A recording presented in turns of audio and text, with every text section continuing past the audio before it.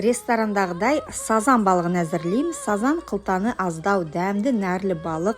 Жәрмеңкеден сазан сатып әкелдім. Сол жерден құйрық қанаттарын қидыртып, бөлдіртіп, тазартып алдым. Тап-таза қылып, іші сыртын жудым.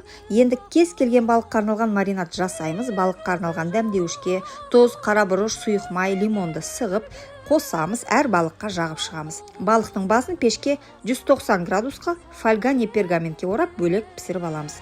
Табаға сұйық май құйып қыздыра берейік, оған дейін кіләрін жасап жіберейік. Жұмыртқаға шымшу тұз, куркума, су, ұн қосып араластырамыз.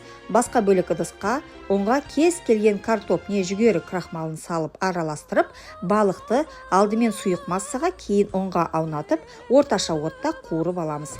Балықты әдемі ғып лимон түрлі жемістермен безендіреміз. Құйрығын жабыстыру үшін тіс шұқығышпен түйрейміз. Сазаныңыз, дастарханыңыздың сәнін ашары сөзсіз. Астарыңыз дәмді болсын.